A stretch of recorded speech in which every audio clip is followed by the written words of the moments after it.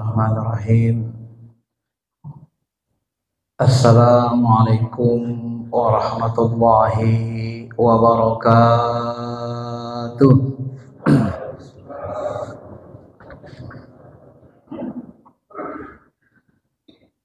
Alhamdulillah, alhamdulillahilladzi an'amana bi ni'matil iman wal islam wal ihsan wal afiyah wal ma'rifah.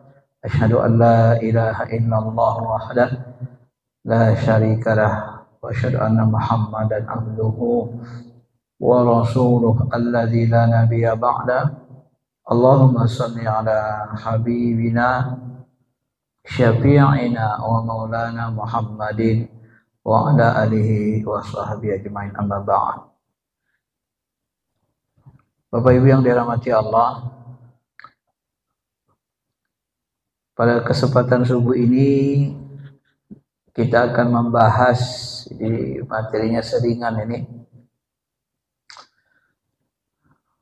karena saya baru selesai menulis bukunya standarisasi sunnah dan bid'ah antara salafi, wahabi dan ahlus sunnah wal jamaah. Maka kita mau melihat bagaimana salafi dan ahlus sunnah wal jamaah memandang amalan-amalan tasawuf, amalan-amalan sufi. Kenapa ahlus sunnah wal jamaah ini berbeda dengan salafi dalam hal ini, gitu ya. Nah, setelah kita teliti, Bapak Ibu yang dirahmati Allah, ada banyak hal yang membuat salafi wahabi ini berbeda dengan aswaja secara umum.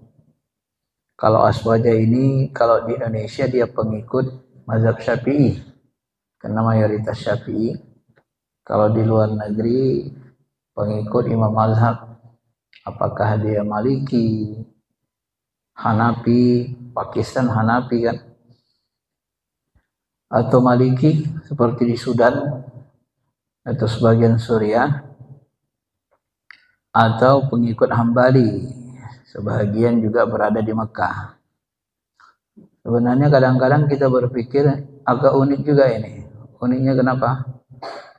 Orang Mekah, Madinah sekarang kan banyak yang mengaku pengikut mazhab Hambali, Imam Ahmad. Padahal Imam Ahmad itu lahirnya di luar Mekah Madinah, di Irak. Nah, dekat. Sedangkan Imam Malik itu Imam Madinah, lahirnya di Madinah, ya, menjadi imam di Madinah. Ada mihrabnya di Masjid Nabawi, itu dibangun dekat mihrab Nabi. Cuman yang menjadikan dia imam mazhab itu daerah lain, seperti orang Maroko, ya. Nah, sekarang ini Saudi sejak tahun abad 20 1890-an, abad 1920 sudah berkembang salafi pemahamannya. Istilah salafi ini sebenarnya awalnya diucapkan oleh Imam Ahmad bin Hanbal. Kita kembali ke mazhab salaf. Cuma masa Imam Ahmad bin Hanbal istilah salafi ini tidak terlalu populer. Lalu dipopulerkan Ibnu Taimiyah. Kita tahu juga Ibnu Taimiyah ini bukan ulama besar Makkah Madinah. Beliau ini lahirnya di Harran. Ya, Harran itu daerah Turki. Jadi orang Makkah Madinah itu berimam sama ulama Turki kan gitu. Jadi ada lintas ulama namanya kan. Kita juga berimam kebanyakan di Asia berimam kepada Imam Syafi'i, yang terkenal dengan qaul qadim, qaul jadidnya di Mesir dan Baghdad. Jadi kadang-kadang ada orang mengatakan yang paling original itu agama ini kan di Makkah Madinah. Padahal mereka kalau dilihat imamnya kan dah lintas kan.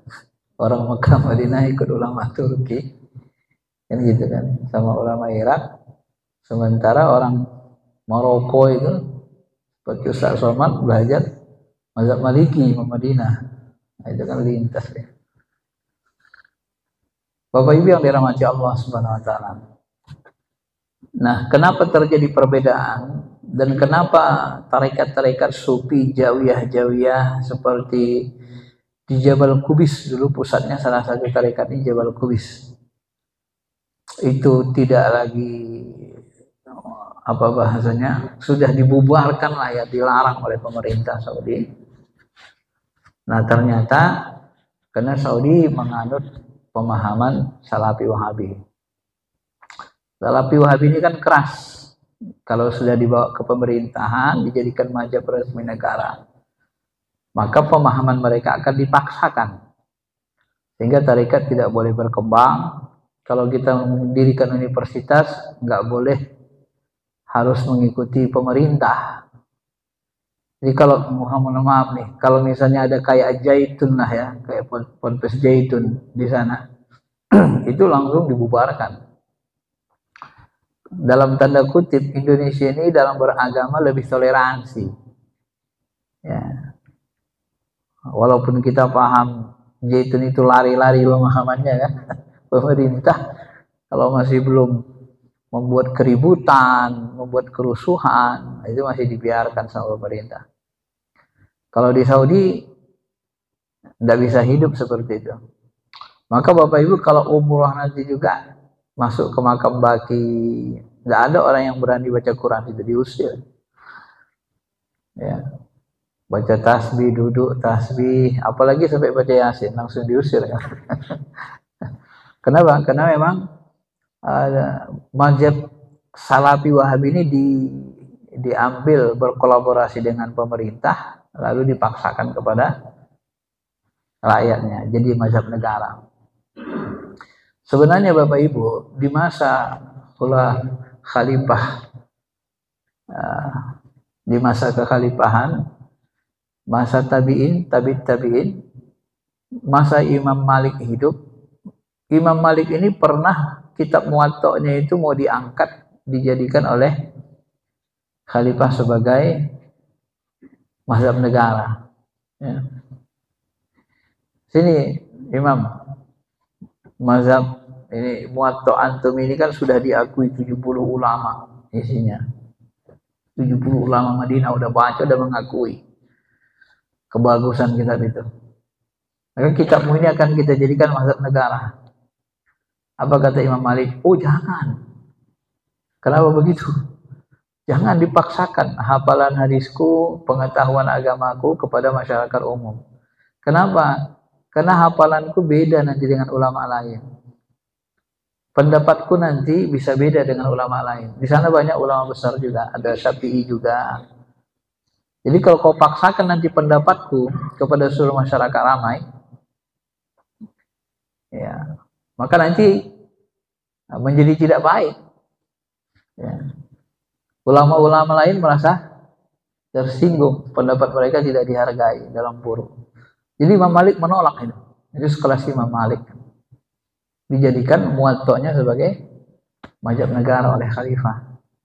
Takut beliau. Karena beliau merasa walaupun beliau alim allamah di masanya, ulama salaf beneran, tapi beliau tidak merasa bahwa ilmunya itu bisa mengatasi seluruh ilmu-ilmu ulama yang ada di zamannya. Ini karakter ulama salaf yang soleh.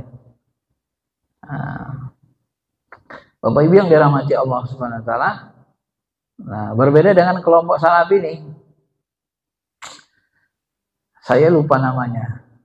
Bulan Ramadan kemarin saya berkunjung ke sebuah pesantren teman saya di Bogor, baru berdiri. Itu ala pelajarannya sistemnya ala gontor. Karena dia ala gontor diserahkan kepala gontor pengelolaannya, maka alumni-alumni gontor yang mau mengabdi dipakailah di situ. Salah satunya ada ustadz besar yang dekat dengan Profesor Din Samsuddin, ya, dan kawan-kawan ini Muhammadiyah. Dia jago sekali bahasa Arab. Gontor ini kan jagonya bahasa Arab. walaupun nanti bahasa Arabnya kadang lari ke Arab Indonesia. Dia kerjanya melanglang buana saja, keluar negeri kemana-mana, dan dia terakhir kemarin di Australia beberapa tahun.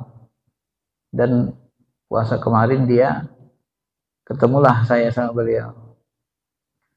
Apa yang dikatakan beliau, saya juga lupa namanya, kalaupun disebut kayaknya kurangin juga ya.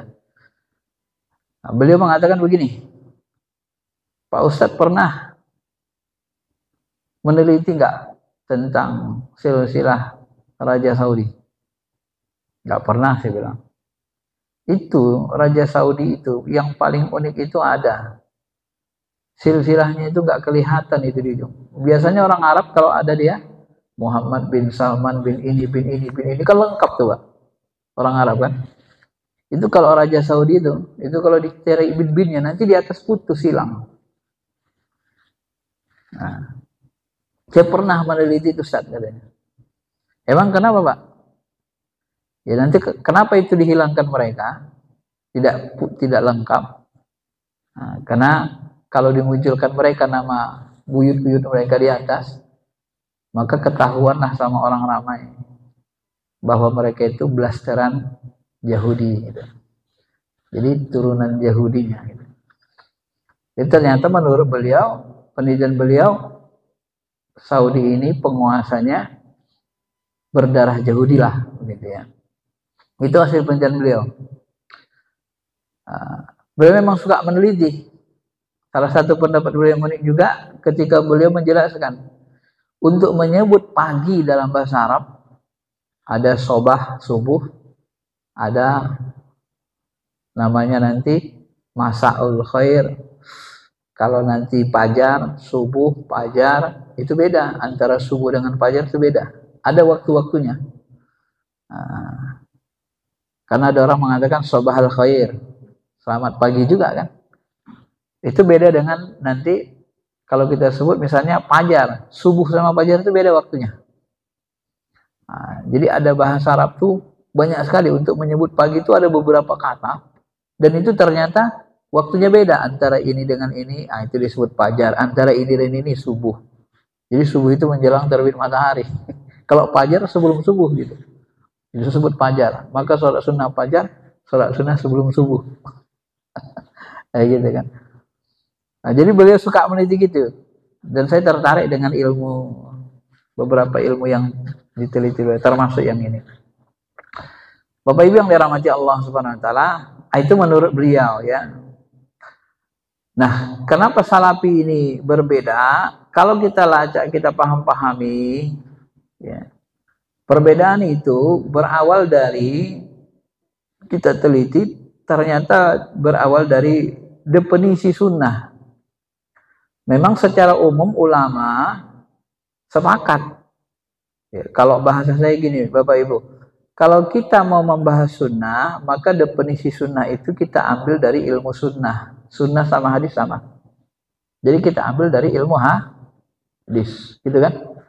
Nah, dalam ilmu hadis, sunnah itu diartikan perkataan, perbuatan, takrir Nabi. Dan sifatnya sebagai manusia biasa. Itulah yang dicontoh. Itulah yang disebut dengan sunnah. Nah, kalau ulama usul fikih, mereka menerima ini juga dengan ulama fikih.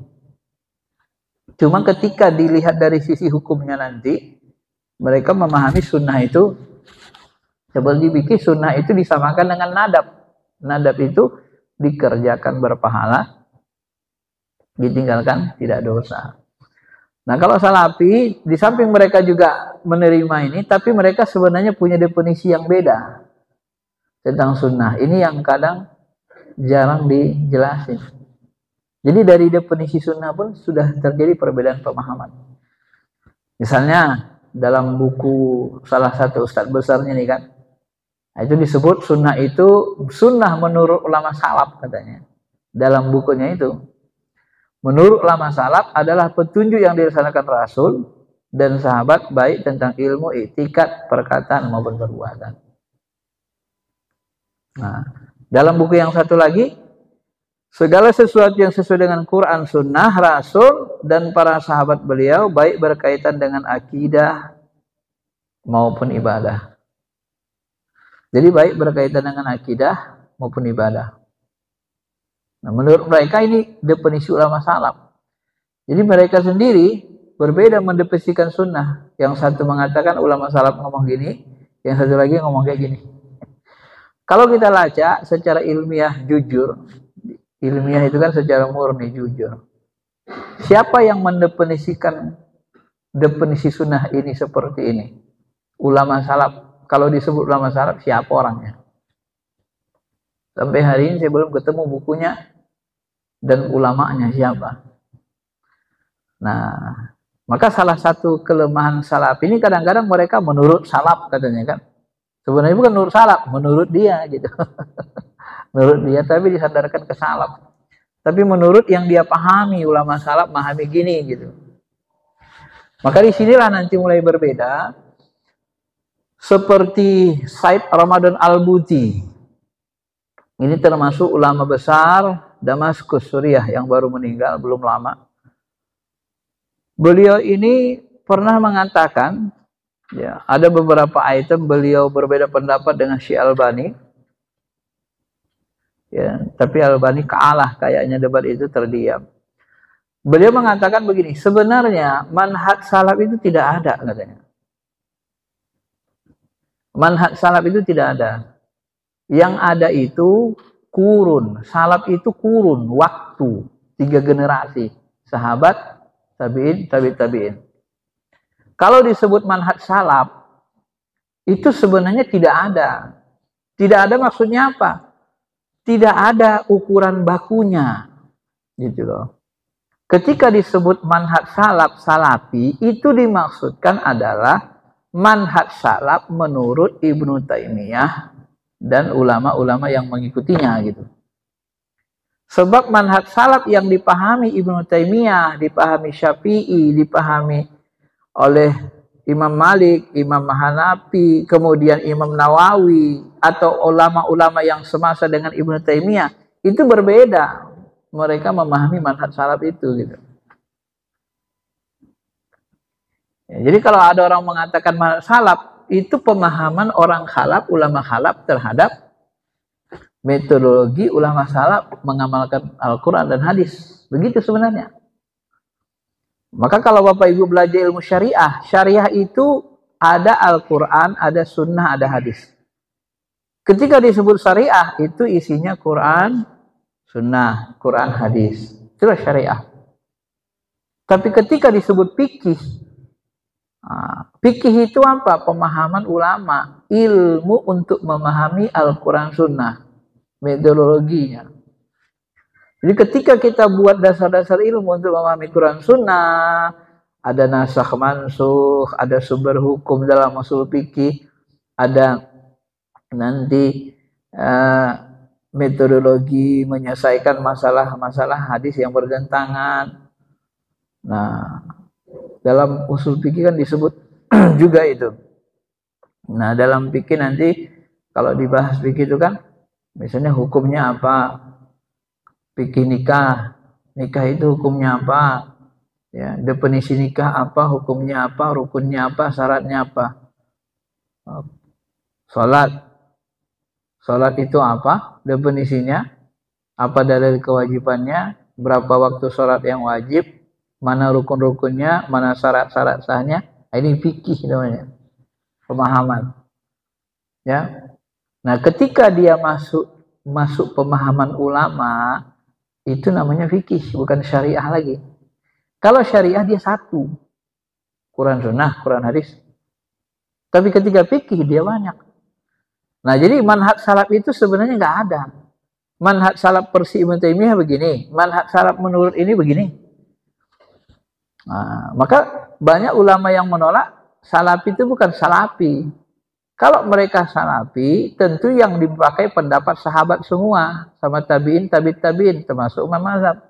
Tapi kan mereka masuk banyak sekali mengambil pendapat ulama khalaf, Ibnu Taimiyah, Syekh Utsaimin, bin Baz. Berarti kan nggak salaf, kan begitu kan? Ini cara berpikirnya, cara berpikir supaya kita tidak. Maksudnya supaya kita bisa memahami dengan mudah gitu ya. Secara ilmu. Nah, maka ketika mereka mendefinisikan seperti ini, segala sesuatu yang bersesuai dengan Quran, Sunnah, ya, kemudian Sunnah Rasul dan sahabat berkaitan dengan akidah maupun ibadah, kebalikannya bid'ah.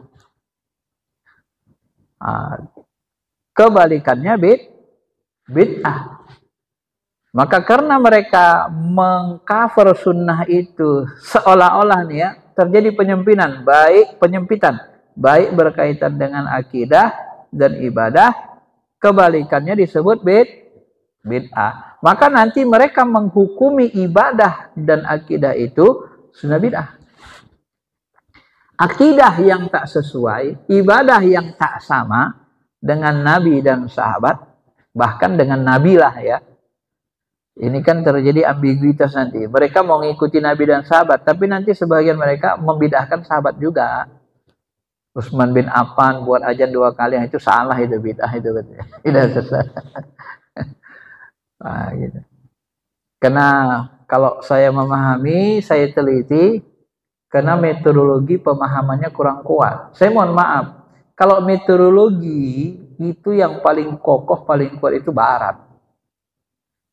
Jadi kalau kita mau kuliah, metodologi itu yang paling jago Barat buat disertasi. Saya punya teman alumni Mesir, S1, S2, S3 dia di UIN Jakarta, nggak bisa dia ngikuti metodologi penulisan disertasi, tak selesai. Kenapa? Nggak sanggup dia akalnya. Karena dia lemah metodologi, tapi jago sekali bahasa Arab. Nah, kadang-kadang metodologi berpikir itu dia tidak runtun, acak. Kelemahan Arab itu saya perhatikan ya. Tapi mudah-mudahan tentu lama-lama besarnya juga sebagian bagus. Ya, cuman secara umum begitu. Maka kadang sistematika metodologi berpikir itu kadang ya, kalau kita baca model Barat, penelitian-penelitian mereka bagus gitu. Nah, jadi kita kalau belajar ke sana ya belajar metodologinya. Maka dulu ada program Kemenak RI itu belajar ke Barat itu dalam rangka belajar metodologi sistematisasinya itu. Cuma kalau ilmu kitab, ya tentu Arab lebih bagus. Walaupun Barat itu sebahagiannya banyak yang ahli juga, seperti penulis kitab, ya, kitab Munjid itu kan orang Yahudi sebenarnya. Apa bahasa Arab ya. Jadi banyak termasuk Mu'jam al-Hadis, itu ada Mu'jam al-Hadis tapi yang nulis orang Yahudi, orang Barat. Ada yang rajin seperti itu, orientalis. Bapak Ibu yang dirahmati Allah Subhanahu wa taala. Nah, karena nanti berbeda sedikit dalam definisi, mereka punya definisi sendiri. Kemudian, maka berdasarkan definisi ini nanti mereka berhukum terhadap akidah dan ibadah sunnah bid'ah. Maka disinilah nanti kita melihat para pengikutnya ini termasuk Indonesia, kebanyakan mereka berhukum, ya kalau kita tanya ini apa hukumnya Ustaz? Sunnah. Kalau yang itu bid'ah. Nah, jadi hukum amalan ibadah dan akidah itu sunnah bid'ah. Tadi saya buat pengantarnya. Kalau kita mau membahas hadis, tentu kita kembalikan ke ilmu hadis definisinya. Tapi ketika kita mau berhukum, kita pakai ilmu hadis apa ilmu hukum Islam? Coba Bapak, ini metodologi berpikir ya supaya lurus. Kalau kita membuat definisi, kita pakai ilmu apa? Ilmu mantik. Karena ilmu mantik yang mempelajari ilmu definisi. Kalau kita mau membuat definisi ilmu hadis, definisi hadis, maka kita kembalikan kepada ilmu hadis. Jadi definisi hadis dalam ilmu hadis itu menggunakan mantik nanti.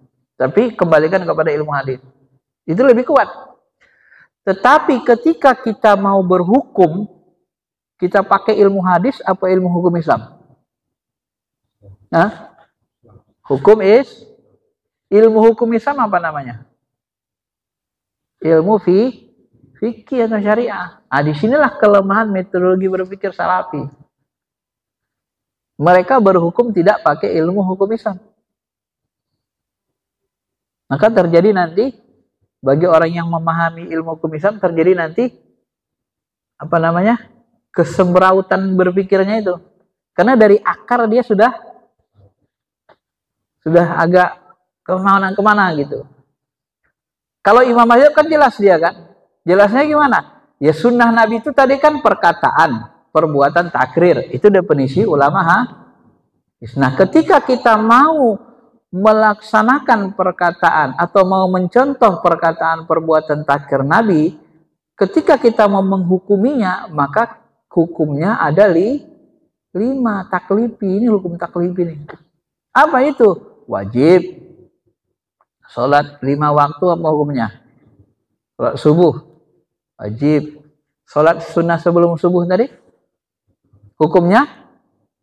Sunnah atau nadab. Dikerjakan berpahala, ditinggalkan tidak dosa. Ya. Kemudian kalau Bapak sholat subuh jam 8 siang, apa hukumnya? Sengaja sholat subuh jam 8 siang tiap hari, hukumnya apa? Haram. Kenapa? Karena bertentangan dengan hadis. Nabi sholat subuh di waktu subuh. Bapak robah hukumnya di waktu duha. Sedangkan sholat itu wajib. Dan dia punya waktu muakkad, waktu tertentu. Kitabam mauquta. Ada waktu wajibnya. Keluar Bapak dari waktu wajibnya, masuk ke yang haramnya.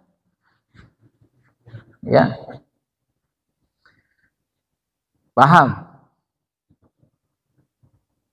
Kalau Bapak puasa Ramadan hari ini, haram nggak? Haram. Kecuali puasa ganti.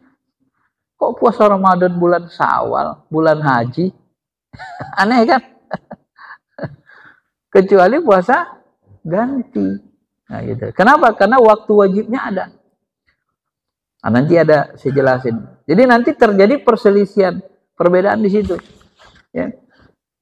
Sunnah Nabi ada yang mubah, cara makan, minum, jubah, serban. Ya. Makanya Buya Hamka, ulama besar, tak berjubah dia. Berpici aja, berbatik-batik dia kan. Gontor itu, bedasi mereka kan. Kalau santri besar kan. Karena mereka menganggap itu tidak, itu sunnah yang mubah. Mubah itu, ya boleh ditinggal. Bukan yang dianjurkan, ditiru gitu. Nah itu menurut sebahagian besar ulama usul fikih.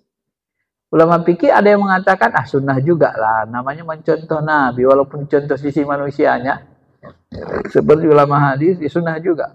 Pasti orang kan mencontoh Nabi ada rasa cinta. Nah disitulah nanti ada pahalanya gitu. Walaupun ini kecil-kecil. Ya. Nah, tapi secara umum, mubah. Mubah itu kan dikerjakan tak berpahala, ditinggalkan tak berdosa. Nah. Bapak sholat nggak pakai jubah,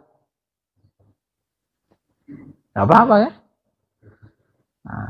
Nggak pakai, ya nggak pakai penutup kepala nggak apa-apa. Cuma nanti sebagian ulama menyebut ada yang makruh bagi yang memandang itu sunnah, karena kebalikan sunnah makruh atau nadab. Ada yang makruh. Sunnah Nabi tadi kan perkataan perbuatan takrir. Ada nggak perbuatan Nabi yang makruh dicontoh? Ada. Apa itu? Mencium istri bulan Ramadan. Makanya waktu Umar cium istrinya kan ketakutan dia. Ya Rasulullah, aku sudah buat dosa besar ini. Sudah buat kesalahan besar. Apa itu? Aku mencium istriku tadi. Ini kan puasa. Bagaimana menurutmu kalau kumur-kumur? Batal nggak? Batal nggak puasa? Nggak ya Rasul? Nah, sama lah itu. Kumur-kumur mencium istri tak batalin puasa. Jadi Nabi menggunakan analogi dalam berhukum, namanya kias. Nah nanti makanya ulama fikih nanti sebahagian menggunakan kias dalam ibadah ma'ruf furu ini dalilnya. Nah, kalau salafi nanti kan dalil Quran hadis, Quran sunnah.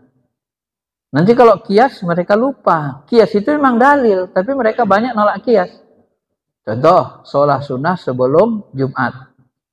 Itu nggak dikerjakan Nabi, mereka tolak bid'ah. Gak ada dalilnya katanya, kan terjebak dia, dalilnya dianggapnya kurang sunnah. Padahal sholat sunnah sebelum Jumat itu ada dalilnya, tapi dalilnya kias dibuat ulama. Kok bisa kias? Karena Jumat itu 2 rakaat Jumat itu menggantikan sholat zuhur. 2 rakaat zuhur, 2 rakaat yang kurang itu digantikan khutbah Jumatnya. Dan zuhur itu ada sholat sunnah qobliyahnya. Ada qobliyah zuhur? Ada. Karena Jumat menggantikan zuhur, maka adalah qobliyah Jumat. Nah, itu kias dalilnya. Paham, Bapak Ibu? Itu munculnya aman itu karena kias. Nah, cuma kesalahan kan katakan nggak ada dalilnya katanya. Lupa dia kan. Dalilnya kias. Apa dalil Umar mengumpulkan Quran dengan Abu Bakar? Dalilnya ada. Bukan Quran, bukan sunnah. Namanya dalilnya maslahah. Dalil yang diperselisihkan. Nah, dari sinilah nanti kelihatan mereka juga seperti kurang menguasai usul fikih dengan rinci. Kenapa? Kemungkinan besar karena mereka kebanyakan jurusan hadis dan akidah. Nah, jadi keilmuannya hadis dan akidah. Akibatnya tidak paham secara rinci berhukum. Nah, kalau berhukum kita serahkan kepada ulama hadis dan ulama jurusan akidah, ya jadilah seperti itu, namanya nggak ahli. Maka berhukumlah mereka dengan sunnah bid'ah. Nah, itulah terjadi pergeseran keilmuan. Ya. Kalau Bapak merasa salafi lebih logis, silakan saja diikuti. Tapi kalau saya teliti nggak logis, banyak yang nggak sinkron pemahamannya. Ya. Bapak Ibu yang dirahmati Allah. Nah, karena inilah nanti salafi juga menganggap ya segala sesuatu yang berbeda dengan Nabi, baik ibadah ataupun akidah, maka dia nanti dianggap bid'ah sesat. Nah, maka mereka buatlah nanti kaedah usul fikih yang terpotong. Apa itu kaedah usul fikih yang mereka potong sering pemahamannya adalah al-aslu fil ibadah at-tahrim. Al-aslu fil ibadah at-tauqibi.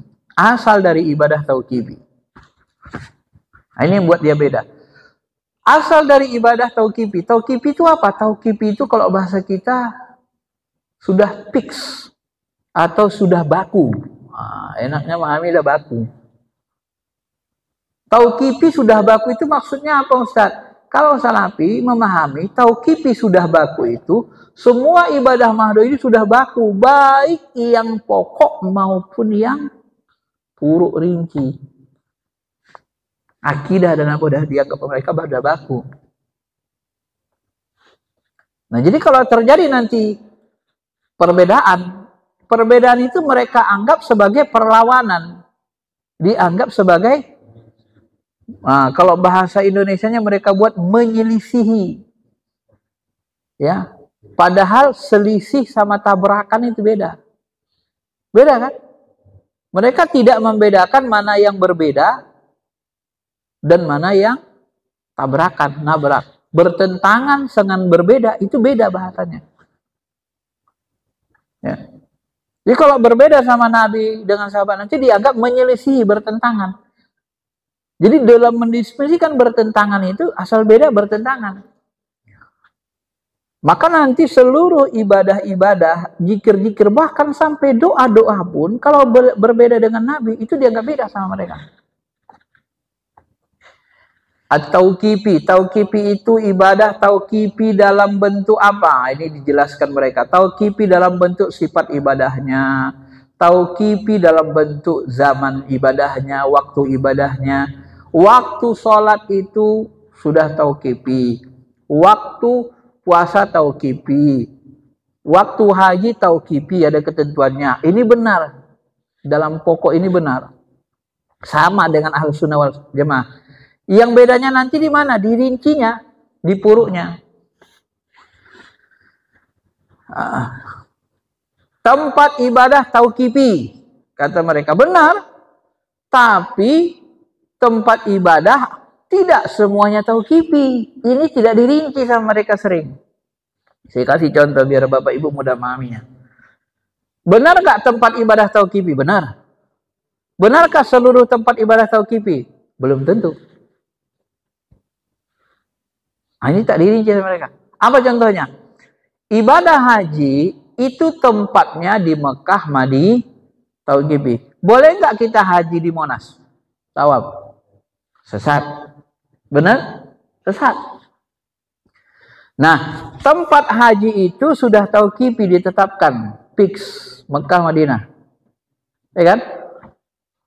Nah, di Mekah itulah tempat-tempatnya, Arafah dan seterusnya. Pertanyaannya, sholat ibadah madoh nggak? Madoh.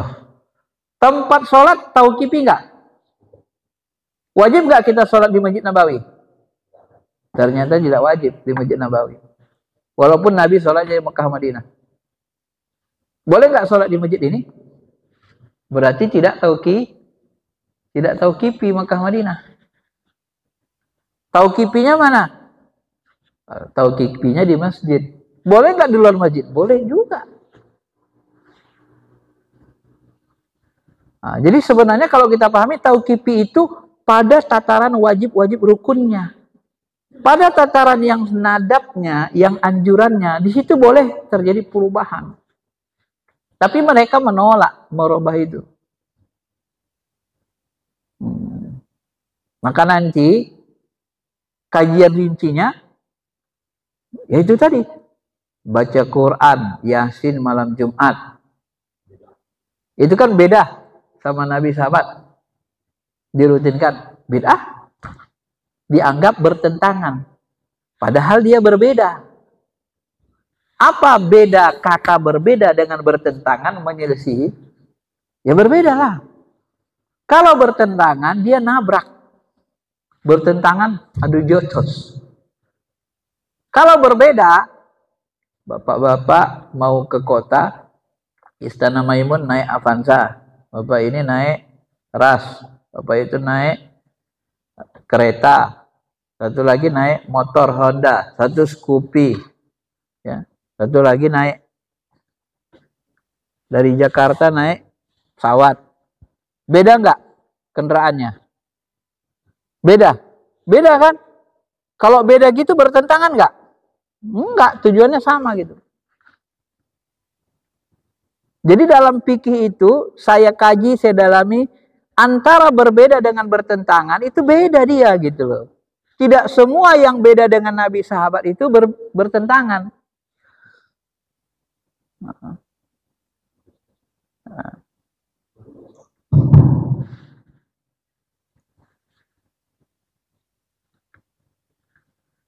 Maka nanti kita harus memahami kaidah ini.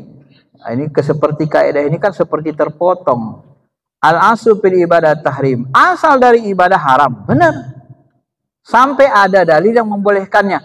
Sampai ada dalil yang membolehkannya. Ini sangat jarang mereka rinci kepada umat Islam. Mereka anggap dalil itu Quran Sunnah. Dan mereka anggap dalil umum itu tidak bisa sebagai dalil. Contoh, seperti malam Jumat, baca Yasin. Itu kan tak ada dalilnya, kata mereka. Pertanyaannya, ada nggak dalil baca Yasin malam Jumat?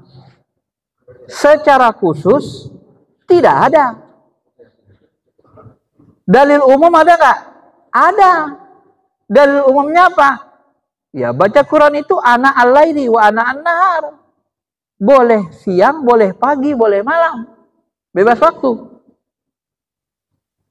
Boleh nggak setiap malam baca Yasin? Baca Quran? Boleh. Yasin bagian dari Quran ya? Iya. Berarti baca Yasin setiap malam boleh? Boleh. Maka ada hadis mengatakan, siapa yang baca Yasin di malam hari, pagi harinya nanti diampuni. Itu keutamaannya, fadilahnya.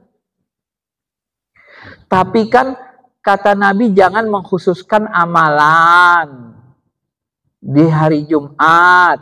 Apa dalilnya? Jangan khususkan, jangan kalian berpuasa hari Jumat, dikhususkan puasa hari Jumat. Kecuali kalian sudah biasa puasa sebelumnya, Daud. Pertama itu dalil puasa. Tak boleh dikhususkan, bukan baca Quran. Satu. Yang kedua, itu larangannya kata Ibnu Hajar, larangan makruh. Yang ketiga, itu dipahami tidak boleh dikhususkan amalan ibadah mahdoh begitu kalau tak jelas tujuan syariatnya, tujuan maksudnya apa, makosidnya apa. Bapak mengkhususkan puasa hari Jumat, maksudnya apa? Buat apa dikhususkan? Ibadah mahdoh itu kan ghairu ma'qulil makna, nggak bisa dicerna kenapanya gitu. Itu baru mahdoh. Nah, ketika kita nggak jelas apa maksudnya itu kan itulah baru disebut dengan berarti Bapak kan berselera untuk menyelisihi Nabi, kan gitu kan? Apakah kita mau memang pingin beda sama Nabi, menunjukkan perbedaan? Nah, niatnya saja sudah salah kan? Untuk apa dikhususkan puasa Jumat? Tapi kalau ada alasannya, hatta ya dulu dalil ala ibahatiyah, sampai ada dalil bolehnya. Oh, saya puasa Daud Ustaz, Senin, Rebu, kena Jumat. Gak apa-apa. Kenapa? Ada dalil yang membolehkannya. Dalil membolehkan malam Jumat baca Yasin apa? Dalil malam Jumat membolehkan baca Yasin karena kita pingin dosa kita diampuni. Kita pilih namanya malam Jumat, malam paling mulia. Oh, itu nanti jadi syariat katanya, jadi syariat Islam, jadi sunnah. Enggak. Kita tidak menganggap itu wajib kan? Bukan diwajibkan gitu. Ya sunnah tetap sunnah. Nah, pilihan waktu, boleh nggak kita memilih amalan sunnah di waktu tertentu? Sebenarnya boleh kalau ada alasan syar'inya. Apa alasan syar'inya? Yaitu kan tempat silaturahmi, wadah silaturahmi, seminggu sekali warga. Daripada ngobrol-ngobrol nggak menentu silaturahmi, ya bagus baca Yasin. Ada amalannya. Woi, kenapa dipilih Yasin? Kok nggak baca Al-Kahfi ini? Bapak Ibu yang dirahmati Allah, itu lain lagi. Itu namanya dibuat-buat pertanyaannya. Nah, akhirnya muncul jawaban lagi. Ya, Yasin aja disuruh baca 15 menit udah malas, capek. Tambah Kahfi, tambah ini, nggak mau lagi orang nanti beramal, mas orang baca ikut. Samanya itu kayak sholat apa? Sholat tarawih. Kenapa nggak pilih yang 23 rakaat kayak Umar? 2 jam setengah. Atau 11 rakaat kayak Nabi. 2 jam 45 menit. Baca Baqarah, Al-Imran, An-Nisa. Ya nggak sanggup ngamalin yang sunnah itu mastata'tum, semampu kita. Semampu kita. Namanya sunnah. Kecuali wajib. Wajib harus dipaksa memang kita, Pak. Kalau nggak dosa kita. Kalau sunnah ya semampu kita gitu.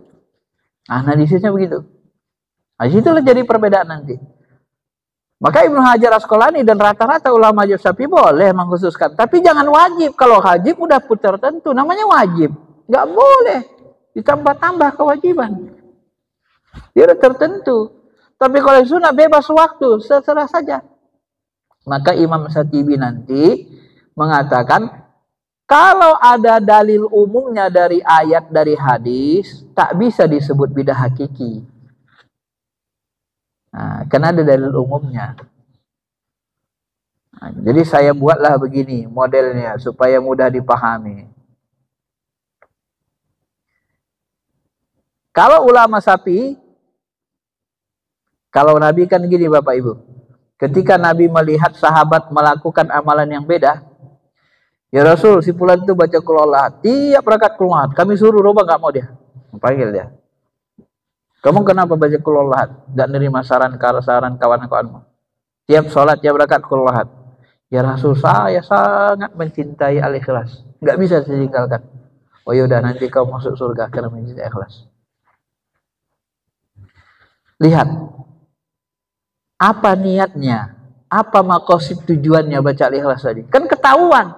Kalau kena cinta sudah nggak ada masalah. Nah, kalau kita mau jujur ngikut Nabi kayak gitu. Kalau ada orang ngamalin yang berbeda, tanya tujuannya apa? Tanya dulu niatnya.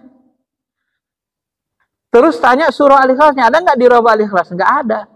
Tapi kalau yang dibaca Yasin tadi, tapi Yasinnya lapasnya dirobah-robah, Yasin kita robah, nyongsong wal Qur'anil Hakim, Mbah Musi Hakim, kita bilang kan, berubah ayat itu, Pak. Sesat lah, merubah ayat, neraka, ya kan? Ini firman Tuhan dibaca, ayat Allah dibaca malam Jumat paling mulia. Gara-gara itu masuk neraka kita, masuk akal nggak? Susah kalau kita mencerna. Ulama pikir nggak bisa nyeterna itu. Kecuali niat bapak mau menantang Nabi. Tak ada itu. Nabi itu, pokoknya aku pilih waktu sesuai suka hatiku aja. Nah itu udah ada niat udah menentang, udah nggak boleh. Niat kita kan beribadah. Jadi ibadah itu tidak semuanya harus persis. Tauqifi kalau bahasa saya. Yang tauqifi harus persis itu yang wajib-wajib, yang pokok-pokoknya. Nah bagian-bagian yang sunnah yang boleh dia sembarang waktu, ya namanya boleh sembarang waktu. Kalau boleh sembarang waktu, boleh nggak kita milih waktu yang sempat? Boleh. Boleh nggak kita milih waktu yang lebih abdul, lebih mulia? Boleh. Nah begitu bahasanya. Maka kadang-kadang terjadi pemahaman clash itu kan di situ perbedaannya. Misalnya Salafi sering mengadakan daurah hari Ahad, nah, hari Minggu waktu duha. Hari Minggu waktu duha hari ngapain? Hari ngumpul orang Nasrani kan, orang Kristen ke gereja. Berarti mereka nyontoh itu kan. Mereka rutinkan nggak? Ya karena mereka rutinkan di waktu libur itu. Banyak yang merutinkan kajian di hari Jumat, dari Ahad. Kalau kita Ahad subuh nih dirutinkan. Kalau mereka Ahad duha kan. Lebih mendekati bersih kan. Apa masalah? Yang tak boleh itu kan giliran kita boleh, giliran orang lain sesat. Nah, itu kan nggak benar cara pikirnya kan. Nah, cara pemahaman yang keliru itu, kalau kita berbuat boleh, orang lain nggak boleh, itu salah. Sama dengan ketika mereka ada yang berpendapat, kalau Umar bin Khattab berijtihad tarawih 23 rakaat itu khulafaur rasyidin. Disuruh Nabi diikutin. Ente siapa? Ente bukan Umar. Itu logika salah. Nggak begitu cara berhukum. Mau khalifah, mau sahabat, mau tabiin, kalau dia bidah sesat nggak boleh. Nggak ada. Mentang-mentang dia sahabat boleh buat bidah sesat. Kalau kita nggak boleh. Mentang-mentang sahabat, kalau dia buat jadi nggak sesat. Kalau kita sesat. Ya kenapa begitu hukum Islam? Mana ada kaidah hukum begitu? Dari mana datang logika hukum begitu? Itu kan sama dengan kalau pejabat boleh curi, kalau rakyat biasa nggak boleh. Mana ada hukum begitu? Itu kan hukum jahiliyah. Mana ada kekhususan begitu kan? Kalau ulama fikih, mereka yakin ijtihad Umar bin Khattab itu tidak sesat, maka dipelajari metodologinya. Kenapa dia berani berijtihad begitu? Dipelajari. Oh, ijtihadnya itu tidak bertentangan. Salat tarawih itu jumlah rakaatnya tidak ada jumlah wajib. Salat tarawih itu dianjurkan Nabi tiap malam. Kan sudah jelas hadisnya.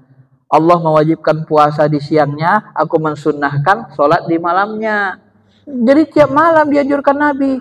Tapi kenapa Nabi nggak contohkan? Sunnah itu kan bukan hanya fi'liyah contoh. Kata-kata Nabi pun sunnah. Kenapa Nabi hanya sholat malam 8 rakaat? Ya, Nabi 8 rakaat tapi ayatnya kan panjang-panjang. Kalau mau nyontoh persis silakan aja. Al-Baqarah, Al-Imran, Nisa. 2 jam, sekitar 2 jam 45 menit. 5 juz setengah. Ada yang nyontoh Nabi sholat tarawih 5 juz setengah. Tadi katanya mau nyontoh Nabi. Mau persis. Kenapa nggak persis? Ya karena memang yang sunnah itu, yang mandub tidak mesti persis begitu. Itulah pikirnya itu.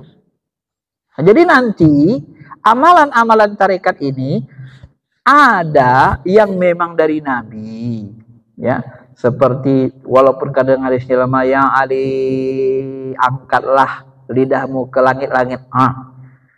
Ucapkan la ilaha illallah. La. Makanya nanti ada tarikat yang model gitu. Cuman menurut ulama hadisnya lemah. Ada juga nanti yang berdasarkan ilham. Untuk guru-guru orang tertentu ilham kan berlaku khusus, diikuti muridnya. Misalnya yang kemungkinan ilham itu adalah zikir lapas Allah, lapas hu. Nah, kalau saya nggak tahu, saya nggak tahu mengatakan gini, saya belum hafal 13 kitab hadis seluruhnya. Ada nggak Nabi kita berzikir Allah, Allah, Allah, hu? Ada nggak Nabi zikir gitu? Oh malam, saya nggak tahu hadisnya. Karena bisa jadi ada, bisa jadi tidak. Kalau seandainya tidak ketemu pun dalam 13 kitab hadis bahwa Nabi pernah mengajarkan itu kita anggap dari ilham.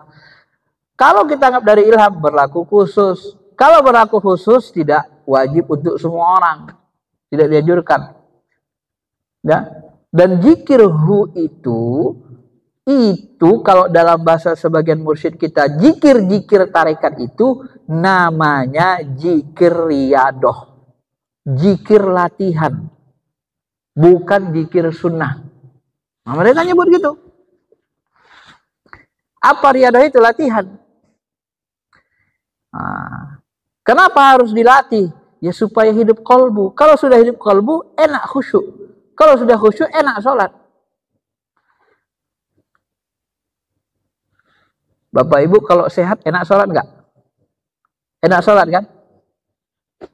Nah, ada nggak, banyak nggak orang ketika dia mau sehat, dia olahraga?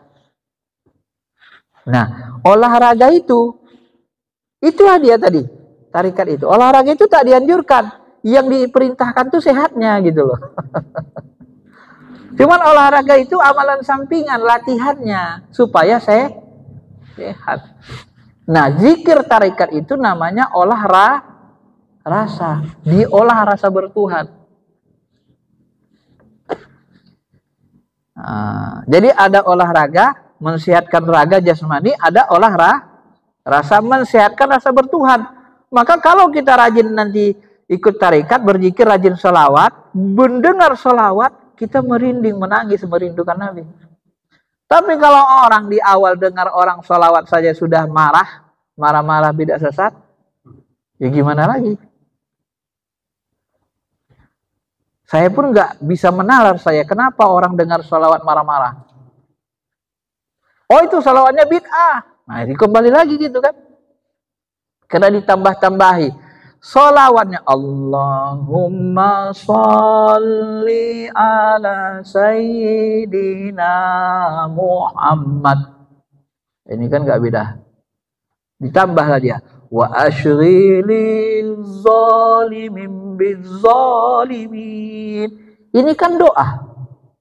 Ya Allah berkat sholawat ini hancurkan orang jalim dengan tangan orang jalim. Ini kan doa. Makanya kalau kita mau membedakan sesuatu, lihat isinya dulu. Ya Allah, hancurkan kekuatan orang jalim. Jadikan mereka baku hantam orang jalim. Selamatkan kami dari mereka. Itu kan doa kan? Lah setelah kita bersalawat, kita sisipkan doa. Apakah menjadi sesat? Nah, susah juga kita kan? Apakah menjadi haram? Ya. Padahal itu bukan amalan ibadah mahdoh yang punya rukun syarat. Kan gitu. Kecuali bapak misalnya lagi khutbah Jumat. Menyanyi Allahumma sholli. Lagi sholat Allahumma sholli. Lagi berdiri ya sesat lah. Tapi kalau di luar gak ada masalah kan. Lagi di mobil. Nah, daripada bapak ibu ikut goyang-goyang reggae gak tentu-tentu kan. Histeris hati ke manusia, bagus kita histeris merindukan Nabi kan. Menjerit hati kita kan. Kalau bapak ibu rajin sholawat, ikut tarekat, hati itu pasti menjerit merindukan Nabi. Kalau belum kasyaf, belum pernah lihat Nabi, yang lihat sesekali Nabi pun menjerit dia. Nggak bisa enggak. Dari mana tahu? Ya dari semua orang yang ngalami tarekat. Pasti kita menjerit. Makanya kadang orang tarekat itu ada berzikir lagi sholawatan dia menjerit lah. Gitu. Depan orang umum tak boleh ditunjukkan sebenarnya. Ya, cuman dia nggak peduli sama orang. Dia anggapnya kawan-kawannya aja semua. Histeris dia. Nah, begitu dia. Jadi kalau diteliti-teliti, kalau nanti bentuknya haram, ini dikembalikan. Maka Izzuddin bin Abdus Salam, Imam Syafi'i kan bilang, bid'ah itu ada dua, satu hasanah, satu sayyi'ah. Yang sayyi'ah itu apa? Bertentangan dengan sunnah. Bukan berbeda. Bahasanya bertentangan. Ya, bertentangan dengan Quran Sunnah ijma'. Kalau dia tidak bertentangan, dia baik, itu namanya hasanah. Nah, lalu ulama mazhab Syafi'i dikembalikan. Kalau bid'ah itu nanti mengikuti kaidah haram, bentuknya haram, waktunya ada haram, jumlah haram, cara haram, tempat haram, niatnya haram, sesat. Kalau nanti perbuatan itu bentuknya bentuk yang sunnah, waktu sunnah, jumlah sunnah, cara sunnah, tempat sunnah, niatnya sunnah, nadab. Kalau dia bentuknya mubah, waktu juga mubah, dikembalikan kepada hukum dia, hukum Islam itu. Itu caranya, metodologinya. Jadi metodologi ulama fikih ini mereka melihat bagaimana metodologi Nabi melihat perbuatan yang beda dengan perbuatan beliau. Bilal, aku lihat terompahmu sudah sampai surga. Apa amalanmu? Aku sholat sunnah ya Rasul, saya sudah wudhu. Beda sama Nabi. Apa Nabi bilang? Sesat? Enggak. Ya. Satu waktu ada Abu Jibril. Dia lagi ceramah Nabi, dia di pojok masjid itu diterik panas berdiri aja. Atau riwayat mengatakan depan rumahnya dia berdiri aja gitu. Sambil puasa. Sambil ceramah. Lalu dia kata Rasul, itu ngapain dia tuh? Dia Rasul bernajar. Najar apa? Dia puasa, berdiri terik panas. Ya. Dia puasa, berdiri terik panas, gak mau ngomong sama orang lain. Nah itu amalan dia. Kata Rasul, panggil dia. Kata Rasul, puasamu teruskan, diri terik panas, tinggalkan, ngomong sama orang, ngomong yang baik-baik. Artinya apa? Yang sesatnya yang gak boleh nyiksa diri. Masa puasa disengaja terik panas? Itu kan cari gara-gara namanya, Pak kan? Itulah bid'ah itu. Nah, kalau bahasa pikirnya berlebih-lebihan, menyiksa diri. Ada juga 3 orang datang, ya Aisyah, apa amalan Rasul? Amalan Rasul itu begini. Aku mulai dari ini tak mau aku nikah. Sampai aku mati gak nikah. Yang satu lagi aku sholat malam, gak mau tidur. Satu lagi aku puasa tiap hari. Biar bisa ngimbangin Rasul. Nah, ini kan sama-sama nyiksa diri, Pak. Puasa tiap hari, satu lagi sholat malam tiap malam, satu lagi gak mau kawin-kawin. Kan menyiksa kan? Nah, inilah bid'ah itu. Bertentangan namanya, nyiksa diri. Buat yang baru, tapi berlebih-lebihan. Ghulwun. Akhirnya kata Nabi bukan begitu. Aku lebih bertakwa daripada kalian. Tapi aku nikah. Aku lebih bertakwa dari kalian. Tapi aku sholat tahajud dan tidur. Badan ini ada haknya. Nah, sampai begitulah saudara. Maka kalau kita mau objektif, Nabi kalau melihat perbuatan baru, kadang diokekan, kadang ditolak, disesatkan. Ada 2 sikapnya. Kalau kita mau mencontoh Nabi, pilihan Nabi, harusnya begitu juga dong. Teliti dulu. Nah, ulama mazhab teliti dulu. Kalau nanti bentuknya nyentuh yang haram, atau waktunya nyentuh haram, jumlahnya jumlah haram, atau caranya cara haram, baru sesat. Kalau nggak nyentuh kaidah haram, ya janganlah diharamkan. Orang nggak nyentuh kaidah haram kok. Sholat subuh 3 rakaat. Sesat nggak? Kenapa? Nyentuh yang haram. Kenapa? Karena sholat subuh 2 rakaat itu wajib. Kok tahu itu wajib? Karena Nabi tidak pernah merubahnya. Itu amalan pokok rukun Islam.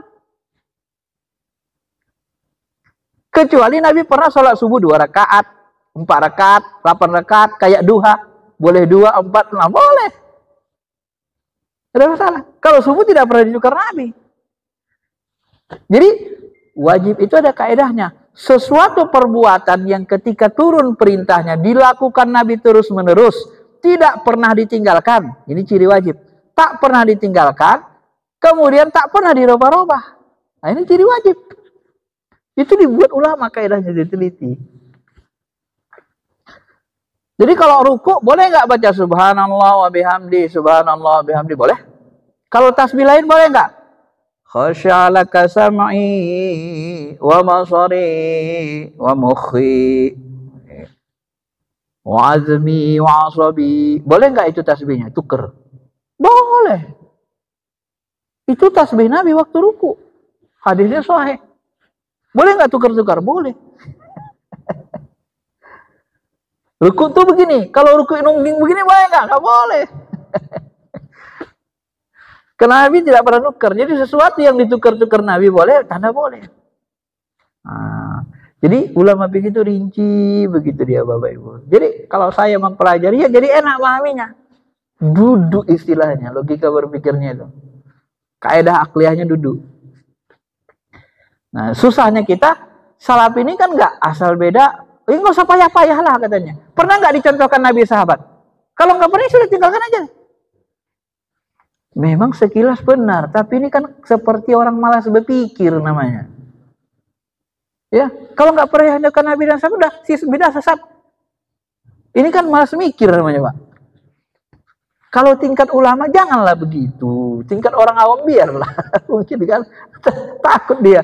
Tapi kalau kita ulama, mana pula ulama begitu? Kalau nggak pernah dikerjakan Nabi, teliti dulu. Itu orang tarikat tuh ngomong gitu-gitu. Ulama azab. Coba kembalikan kaidah. La ilaha illallah. Goyang-goyang mereka katanya kan. Nah, baca Allah, Allah, Allah, Allah. Wah, itu aneh amalannya itu. Sesat gak itu? Karena mereka tak pernah Nabi, sesat. Kalau lo pikir lihat. La ilaha illallah ada gak dalam Quran hadis? Ada. Diajarkan Nabi, diajarkan Allah, ada. Kapan waktunya? Bebas waktu. Udah. Caranya bagaimana? Boleh gak dijaharkan? Boleh, zikir jahar. Zikir itu ada yang jahar, ada yang sir. Selesai. Ada gak yang haram situ? Enggak ada. Lafaz la ilallah gak dirubah. Zikir Allah. Maksud kalian bilang Allah apa? Ya saya ngerasa dekat. Dia Allah, Allah. Saya merasa seperti menatap Allah. Nah, ditanya niatnya. Setelah la ilallah nanti hati kita minta Allah sendiri. Karena la ilaha illallah kan panjang kali. Capek hati itu, agak lama dia untuk sampai ke Allahnya. La ilaha illallah. Maunya hati itu kalau udah kencang dia Allah, Allah. Hanya engkau yang ada Allah. Allah, Allah, Allah. Kan begitu. Semakin lama makin kecepatan hati itu kencang dia. Allah, Allah, Allah. Maksudnya apa? Ya aku merasa Allah itulah yang ada. Dialah ada satu-satu, yang lain tak ada. Dialah tempat bergantung. Oh, ya udah. Sesuai enggak dengan syariat? Sesuai. Ada enggak haram? Enggak ada. Lafaz Allah itu apa? Nama Allah. Masa menyebut nama Allah jadi haram masuk neraka? Kecuali dia sebut tadi Latta, Latta, Ujjah, Ujjah, Iblis, Iblis, Fir'aun, Fir'aun dipanggil-panggil, sesat lah. Ini nyebut Allah, masuk neraka awak nyebut nama Tuhan awak. Padahal udah jelas kata Allah kan, fazkurullah, sebutlah nama Allah. Boleh juga kan? Allah itu Asmaul Husna enggak? Asmaul Husna. Walillahil Asmaul Husna, fad'uulah.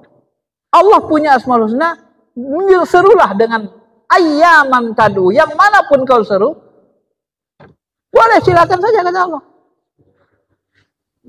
Jadi kenapa Asmaul Husna menyebut Asmaul Husna jadi sesat? Tak dicontohkan Nabi, tapi sudah pahamnya kita tadi. Sunnah itu bukan hanya dicontohkan Nabi pakai perbuatan. Yang dikatakan Nabi baik pun sunnah.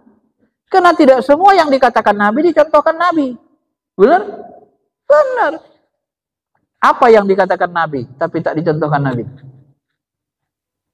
Azan. Azan, Nabi tak pernah azan. Bilal terus, sahabat terus, qomat. Ya kan? Tak contohkan Nabi. Nah. Kan sunnah itu sudah jelas definisinya. Perkataan. Ada orang bertasbih di belakang. Sami Allahu liman hamidah Rabbana lakal hamd. Bacanya tasbih. Beda tasbih dengan Nabi. Tak dicontohkan Nabi. Siapa yang baca tasbih tadi? Saya Rasul. Aku melihat ada puluhan malaikat yang mengangkat tasbihmu. Nah, Nabi memujinya. Aku melihat malaikat mengangkat tasbihmu. Dipuji Nabi perbuatannya. Walaupun beda dengan Nabi. Apakah itu jadi sesat? Enggak. Artinya apa? Jadi tidak semua yang berbeda itu bertentangan. Sesat.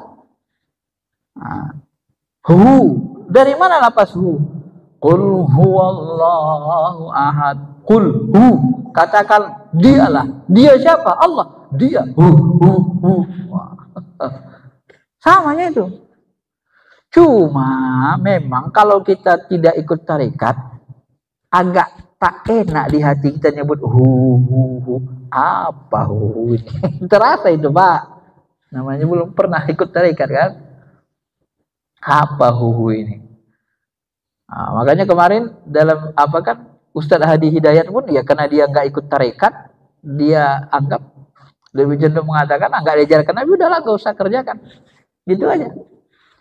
Nah, tapi kalau kita anggap sesat, nah itu tadi kembalikan ke kaidah. Hu itu apa? Dia itu apa? Allah itu apa? Ya Tuhan kita. Yang manggil nama Tuhan kita Allah. Apa masalah? Wong kita menyuruh Allah kan? Menyuruh dia. Nah. Haram nggak menyuruh Allah? Enggak. Haram nggak menyebut Allah asmaul husna? Hu itu mah asmaul husna juga sebenarnya, itu bagian dari maksud. Qul huwallahu ahad, katakan dialah Allah yang Esa. Nah, maka disitulah nanti perbedaan-perbedaan itu Bapak Ibu. Maka yang menerima ilmu tasawuf ini nanti adalah Ahlus Sunnah wal Jamaah. Itulah sebabnya Ahlus Sunnah wal Jamaah ini ilmunya luas. Ada mantik Islamnya, filsafat Islamnya, tasawufnya, ilmu hadisnya, ilmu hadis, Quran, ulumul Quran, fikih, usul fikihnya. Kalau salafi kan ilmunya ilmu hadis, ilmu ayat hadis, Quran sunnah, fikih nanti sebagian kurang mahir atau sesat. Dulu disesatkan orang itu fikih apa? Fikih itu rekayasa ulama aja. Tak tertandingi orang itu lama, tak terbendung, kendor. Sekarang sesatkan tasawuf sesat juga, bid'ah sesat. Ya padahal ulama tasawuf itu banyak ulama soleh kan, Hasan Basri dan seterusnya. Nah, disitulah nanti perbedaannya. Saya kira itu penjelasannya kenapa mereka berbeda antara Sunnah wal Jamaah dan kenapa salaf ini tidak menyukai atau katakan saja membid'ahkan amal-amal tasawuf ini. Karena memang konsepnya itu berbeda secara umum dengan ahli Sunnah wal Jamaah. Baik, bagi Bapak Ibu yang mau bertanya silakan.